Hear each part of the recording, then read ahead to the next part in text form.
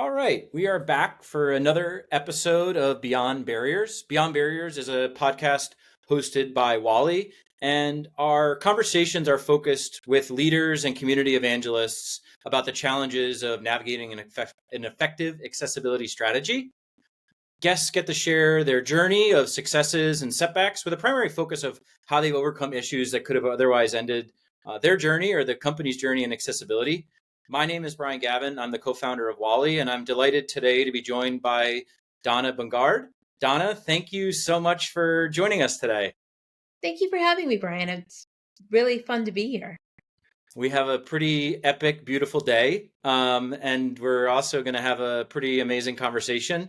I want to dive into things, just kind of starting with a little bit about yourself. Tell me how you became a leader in the space. Who are you? Great question. My name is Donna Bungard. I'm the Senior Accessibility Program Manager for marketing over at Indeed. I am a 40-something woman with dark hair, glasses, and I am sitting in a luxurious teal chair in front of our sign that says we help people get jobs. How did I get into this? That's actually kind of a funny question because I was in agency life for more than 20 years, and I was a designer, a front-end developer, a strategist, a project manager. I got to play in all sorts of parts of the sandbox. And it wasn't until I met a friend of mine years ago when she was the head of accessibility at that particular agency. And she was saying how it was the right thing to do. And I'm like, no, it's not. It's practical. What are you talking about? She's like, what? I'm like, I grew up the only one in my house without a profound presentation of disability. We had mobility, visual, audio. We had the works covered.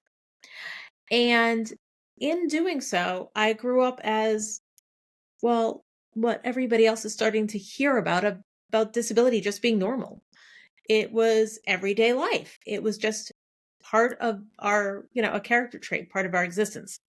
Hmm. So growing up, making sure that something I was saying could be heard was the difference between being stuck carrying all the groceries upstairs for our mother who had a mobility barrier, or my sister who's hard of hearing actually hearing me and have to do the chore with me. So it was never about being a good person. It was always about being a bit of a brat little sister who I didn't want my sister to get away with not doing it. Or I knew that if I walked up to my father at the beach on his blind side that I made him jump, I wouldn't be as likely to get an ice cream. I mean, this was not some glorious calling. This was life. So I've kind of brought that childhood brat with me to all of what I do because it's a matter of organizations. There's incredible talent out there. There's these all these wonderful people who want to interact with you. You just have to get out of get the barriers out of their way so everyone can be more successful. Yeah. And it's really just driven from that life experience that has just kind of turned into a wait, not everybody knew this um approach. And there was something you kind of just shared, which is there is the barriers of someone who, didn't have lifelong exposure to the differences, but there's also a comfort. Like I've talked to so many folks who are like, have you ever been in the room and you don't know anybody? And I think that that barrier of like, well, how do I treat someone who has a visual impairment? And I love that you started the conversation with where you're sitting, the teal chair that you're sitting within, because providing that context, that was like so natural for you to give that cue. And um, that from a barrier perspective is some of the solutioning side of what we'll talk about. Yeah, it's about getting some of these getting things that are normal for some people to just be normal in general. And the more we normalize our the way we look at disability, the more it's easy to build systems that are without barriers or at least lower barriers. Um, Beyond barriers is exactly. um, and something that I've learned because I joined Wally in July of 2023, and like you, I was in an agency setting prior, and friends and family exposing me to the needs of accessibility. The the aspect of working through accessibility often yields an overall better experience, right? Because you and I are different people, and we probably learn differently, we intake information differently, and the same caters to all of the personas that come to your website or see a piece of content. And so I'm curious, you are leading from a program management side, the accessibility focus at Indeed. Is there training and ongoing education that you focus on to kind of stay up to speed on what's happening in the market from an accessibility space, or are you out evangelizing and championing accessibility education in the workplace? Well, first of all, I'm really fortunate that Indeed actually has a very diversified way of working with disability inclusion and accessibility.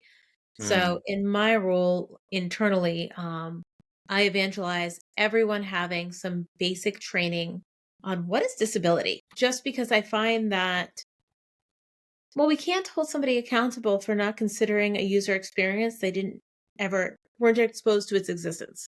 Yeah. Um, I learn every day, and how I do that a lot of the times is I follow remarkable influencers. If you can, Killy Cat Wells is remarkable. If you follow Deborah Rue, she has wonderful content she shares, and the people she brings along with her is wonderful as well. I follow obviously Jenny over at Microsoft. I don't know her personally, but the content she shares is value. Just Kara Lou, another one. I don't know personally, but the content she shares, the insight that she brings to abusing inclusion into a brand at the intersectional level, meaning more than one identity, is absolutely, some things I say. Sinead Burke's another fantastic speaker and content provider. And there's a billion out there. I follow them all for, I'm sorry, I can't say all of the people that you should follow, but there's so many. They're great. Um, you can follow me. I'll share their information too. I share their content. Um, but my point is, I really try to keep in touch with the community because their experience. I have a very vast personal history to draw from. I Hmm. jokingly call myself mysteriously neurodivergent because in the 90s I had no idea what to do with someone, a cis female presenting as not quite normal, but we don't know what she is. So I got some, blanket thing. So I have a variety of things, but there's still a lot of information I don't know. And then every once in a while, much to the my own internal pouting almost, I discover that I have a unconscious bias that I didn't even realize I had based on something from a relative or somebody I knew growing up or something. So what I really try to do is I keep connection with the community because if nothing else, they'll keep me honest. And that's what I want. I want to continue to be authentic and represent the disability community in the most authentic way possible. So that way we can break down those barriers in terms of my work, help them get jobs, and really drive forward normalizing disability inclusion. It's two things. Being at Indeed, you're at like the precipice of getting people jobs, which is the foundation of how, and that's so important. Um, the that's the first entry point in, and I know we'll probably talk a little bit about, that strategy of it starts at hiring or even before hiring, right? Like planning is such an important aspect. And so you've in 20 plus years kind of seen all of the different departments or roles that touch the content supply of an organization that can have an influence on the organization. Is there one part of the organization that should like own this, or what's your viewpoint on how accessibility should be divvied up from a responsibility standpoint? That's a really great question in that there's no one and done answer. Every company has its own culture. Every company, when they reach milestones size wise, is going to have a different approach. And some of it's just maturity models. There are a lot of ideas out there what an accessibility maturity model looks like. And Hmm. I absolutely appreciate those from that technical perspective. I typically look at this more holistically as disability inclusion, as accessibility is a technical, tactical arm of that overall mission to be inclusion based. Um, for me, that helps guide language, especially amongst people who maybe aren't familiar with some of the nuance of language associated with disability. If we look at it as an inclusion instead of just an access. But my point is that different the same company could have 3 or more successful models of how they apply disability inclusion strategically based on where they are right now. If you have I've been a part of companies fewer than 10 people. I'm, at a company with more than 12,000. Um, and it's a very different experience in how things are handled where if the HR manager is the partner of the CEO, which sometimes happens in, 4-person firms, that's going to be a very different experience of how you manage it. It might fall upon more of an art director, whereas or the CEO themselves. Hmm. Whereas if you have 500 people, you might find it's better housed one way. And then if you have a company that's super large, or even larger than the example I said, there might be multiple points of contact that need to occur. And how that functions within that structure is going to be dependent upon all the other organizational pieces. The truth of the matter is, disability inclusion is like any other kind of inclusion, any other underrepresented group. So you're going to have um, it built into your AI ethics. You're going to have it built into your hiring process. You're going to have it built into your technical review process. All of these different pieces. And depending on how your company is structured, that can either be a centralized location where people consult out, or it can be fully diversified where you have pockets that come together. And as long as that communication is happening, you're going to be in a good space. But it's really a lot of what are the other factors? Yeah. So I think the biggest challenge that most organizations have when they scale is the siloed nature of any department, not cross-functionally collaborating or integrating. So I'd love to hear from you some of the challenges when you've gone to implement or scale and manage accessibility strategies. What have you come across? Often, the biggest siloing factor I found is that people just get busy and they get focused on their work and trying to get things done that they're not always aware of all the other pockets of people who are doing the same thing. So Sometimes I feel like busy is an excuse though. Like, oh, I'm busy, I can't do that. no, I mean, I always use this analogy. Have you ever heard this police song, SOS, Message in a Bottle? Of course. There's a line at the end that says, it seems I never noticed being alone, a million other castaways looking for a home. People get caught up trying to do a really great job. And people in any of the barrier work tend to have a personal passion for it. And that passion can drive them forward so fast, it can be hard to break yourself out of it. Mm, So it's not an excuse so much as we can't always see everybody else's work. And that's sometimes also due to perspective. It's sometimes hard, especially in a large organization, to know what the other 500 people in your department are doing, much less the other thousands of people in the court. yeah. So, what I've been known to do is be very active on like internal Slack channels, or if I find somebody's working on them, put 20 minutes on their calendar saying, "Hi, I know you don't know me, but I think we're working on something similar. Can we just have a conversation?" And truth be told, I think the key to any of these things is just a matter of having a conversation. And if my methods are a little too extrovert like for somebody, I respect that. Just see if you know somebody who could either make an introduction or look for materials on shared workspaces that you can just ask specific questions in a maybe asynchronous format. Whatever is going to work for your learning and communication style. I'm not saying you have to be like me. I am saying, though, you have to ask the questions one way or another. Yeah.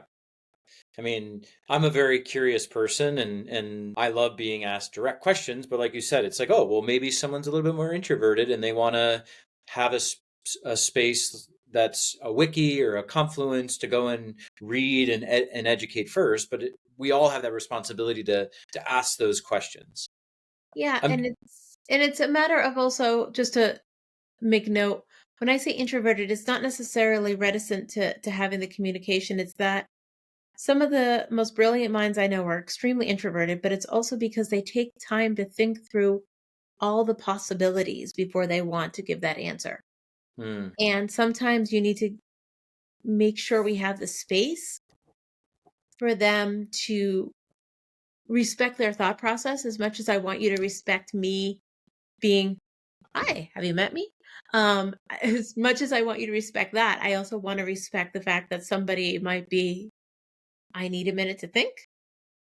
I need that space." And to, again, talk about what you need. And really, that's all accessibility is about, access needs. And what does this communication need?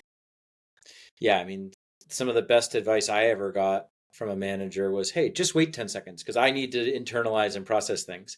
Um, is there other macro issues that you see from an implementation and scaling perspective? I know we've touched on a ton of, various one size doesn't fit all and the perspective component and just different personalities, but any other macro issues that you can speak about?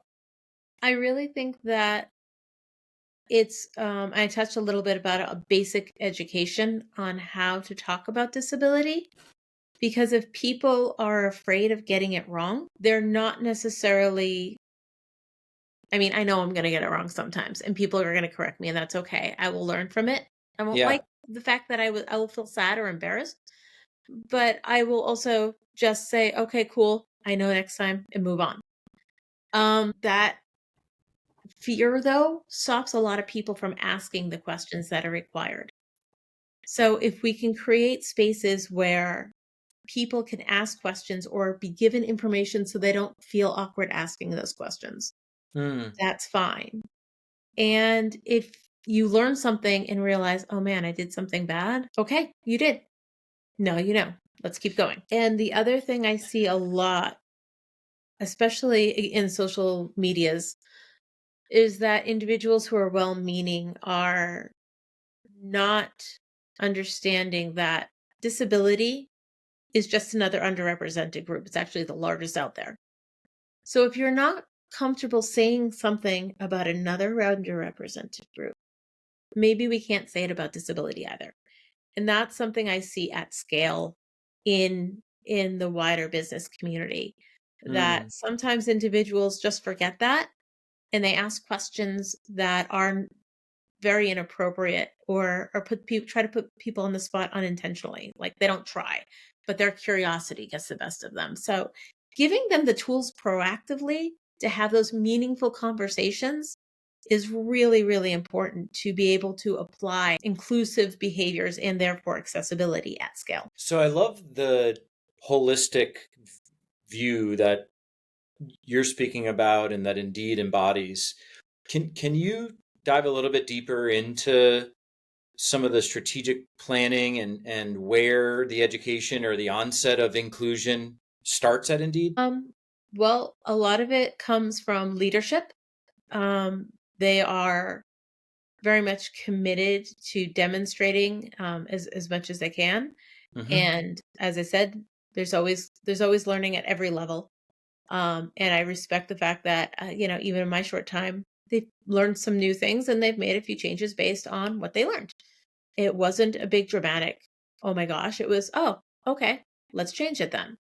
And that very practical and considerate approach really, really helps because, well, frankly, it makes me really happy to be here too.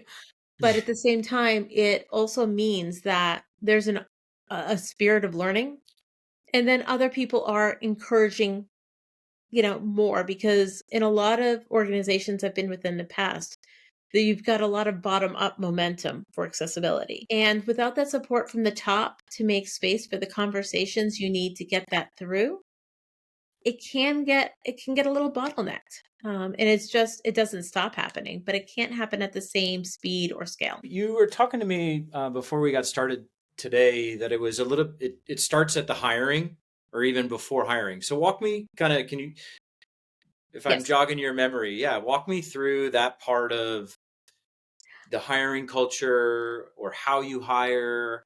Because I think that's, and I mean, you're talking about the education. It's like when Well, I get onboarded to a company, like I want to be educated as an employee. So it sounds like, a lot of the right things are happening there. I'm sorry. I was focused on the company culture that usually leads to the pieces you're referencing. Hmm. When you're actually looking at the tactical pieces of creating a more inclusive hiring process, Yeah.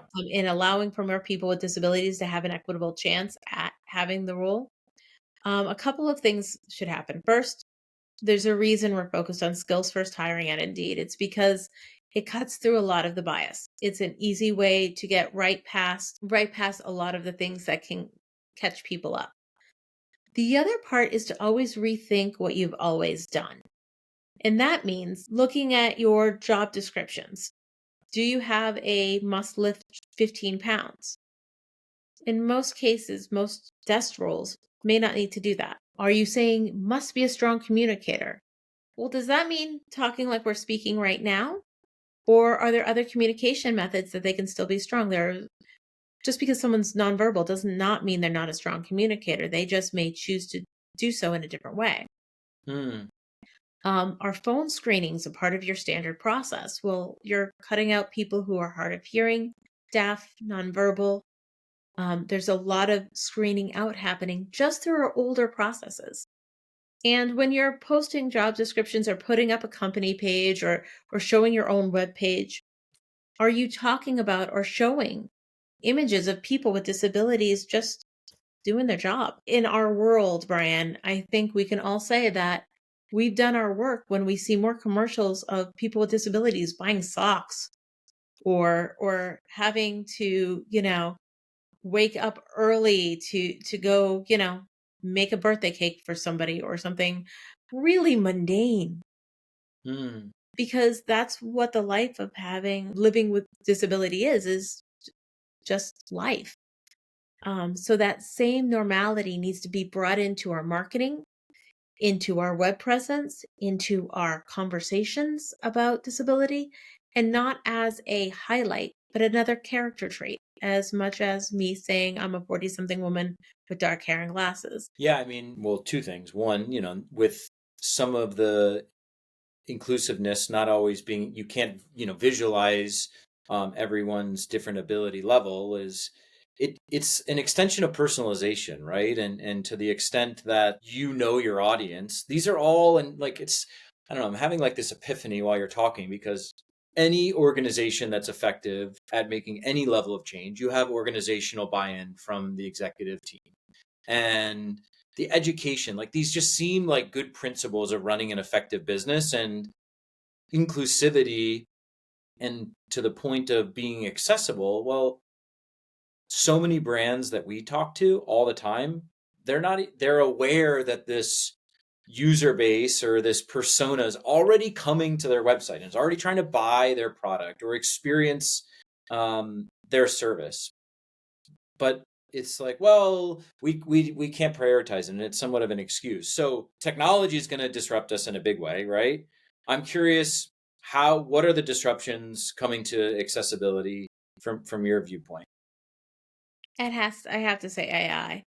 Yeah. Um, it is disrupting all of our technology, in my opinion, and it's redefining a couple of things. First of all, how are people getting work done? Um, I mentioned somebody strong communicator who maybe is nonverbal. We just saw Apple Voice come out where if you're somebody who was verbal and are losing your ability to vocalize, it will record your voice so you can have a computer speak with your voice when you do text to voice. We're seeing different products that have AI helping even my email helps autofill some sentences in for me. But for somebody who might be struggling to compose words, that's huge. Yeah. I personally am very happy that AI and autocorrect are getting better because one of my barriers is that I have hard times thinking in straight lines. So things like spelling, if it's not muscle memory from typing, it's really kind of a question mark if it's going to be anything like it's supposed to look like. So having the spell check get better is one that I personally use. But there's also the warning pieces of AI is bias. There's the unconscious bias of the developers, and there's the learning models, especially if it's learning from history. Um, our history isn't always shiny, happy, wonderful stuff. Mm. So AI, for example, I saw I'm forgetting his last name, Jeremy. He's a fantastic content creator in the world of autism. Okay. And he did a study where he tried, I think it was something or other, image creations of an autistic person. And I think out of that one, I might have my numbers a little off. There were 5 female, all of them white, all of them in their 20s, none of them smiling. And apparently all of AI, and I ran a few little smaller tests on myself, and all of them showed cis white males, thin, 20 something, looking unhappy. And that's not what the autistic community is. The Mm-hmm. autistic community is as diverse as human beings can be. There's no gender, there's no race, there's no body size. There's not autism is just another neurodivergence. And so we have to be mindful that as we incorporate more and more AI, we look at the ethics. We make sure people are still driving the car, so to speak.